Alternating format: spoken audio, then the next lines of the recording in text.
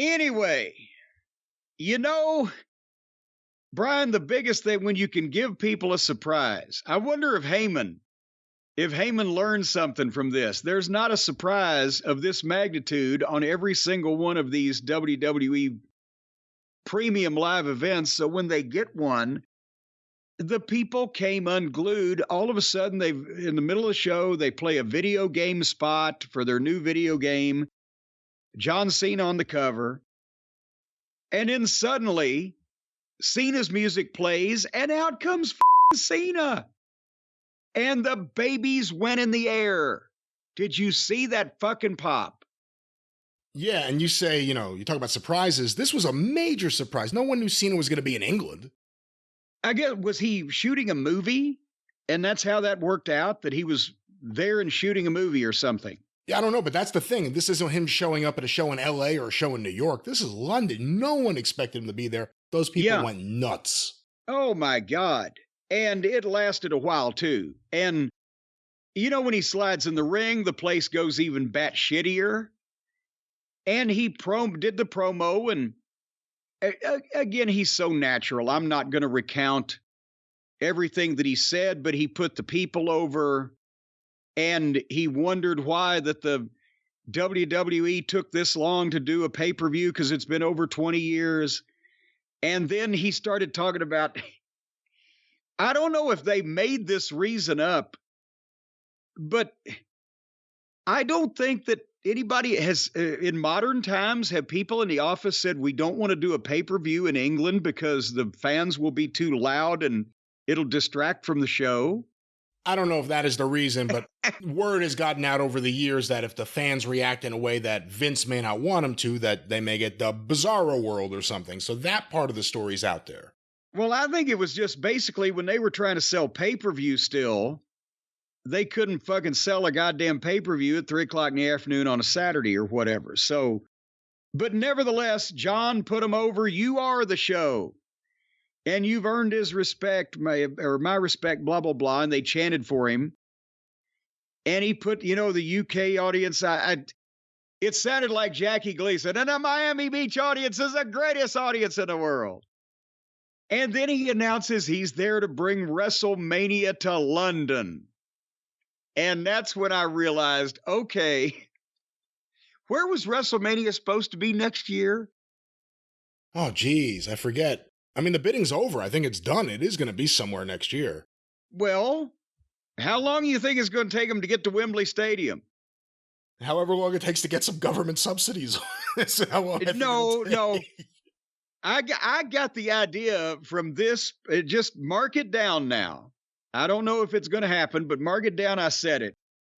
I got the idea from this promo that they've decided they're going to draw a bigger crowd at Wembley Stadium than fucking Tony does, and they're going to do it as soon as possible, and they're going to announce it a year or 2 years or whatever out, and break that record. Now, I will say this. I had the same reaction. This is a response, the timing of it, to AEW running this major success at Wembley Stadium. They haven't even run it yet, and it's already a major success. WWE saying, watch this.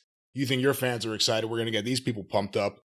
And watch them book Wembley and try to get an exclusive deal. And I don't think AEW ever better try to run Wembley Stadium again. Would that not be completely pushing one's luck? When you look at the status or the state of the company right now, you would think, but you never know what could happen. I mean, Arthur Ashe wasn't as big the second year as it was the first year. Wembley's a whole different animal, but who knows where the company is in 5 years? Well, maybe ever in wrestling is 3 to 5 years, but it ain't going to be quick. They're not doing a quick return. Anyway, so Cena does this promo, and then suddenly music, Grayson Waller.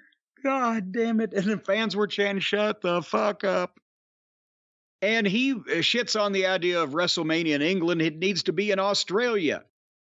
Here's what I was going to say earlier in the program. We were talking about SmackDown.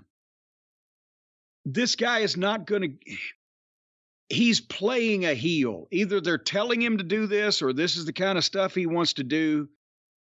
But it's totally fake because it's obvious. that he's trying to be a heel on purpose because Grayson Waller would not talk to John Cena like he was a jobber. It's see-through that he's getting heat, in quotation marks, on purpose when he offers to help Cena by making him go viral and save his career. It works if two guys are on the same level. Or if John was the main event guy from 15 years ago and this is the main event guy now, or if it's the manager being a smart ass or whatever, but then it's a nobody here telling a movie star off. And it doesn't, it was even worse than the thing that they did with Theory, because Theory at least had been on television and gotten a number of wins and was being pushed, and Vince's handpicked whatever. And Theory ended up beating Cena in a fucking match. But do you see what I mean? Grayson Waller, yes, you can be a smart-ass heel, but it needs to be from the fucking smart-assness of, you're the greatest of all time, but I think I can fucking take you, and I'm going to do that, and then do something low down or despicable to make sure people know you're the fucking heel, instead of going, yeah, you're a nobody.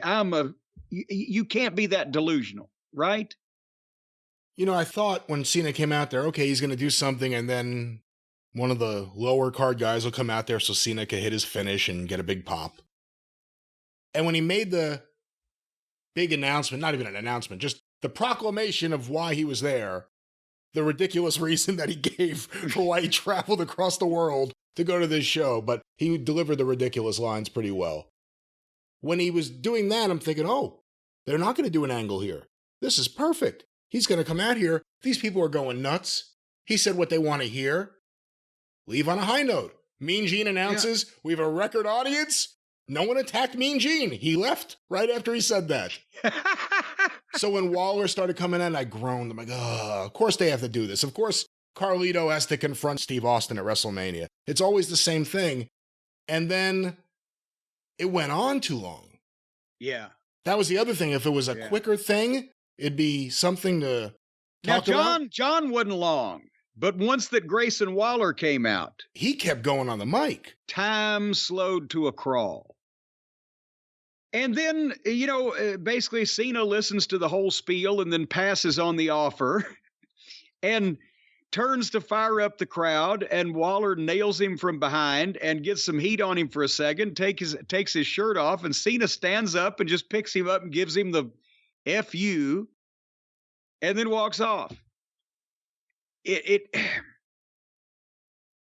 I don't know. Again, I've said what I think about Waller and the confrontation here. It just didn't do anything for anybody.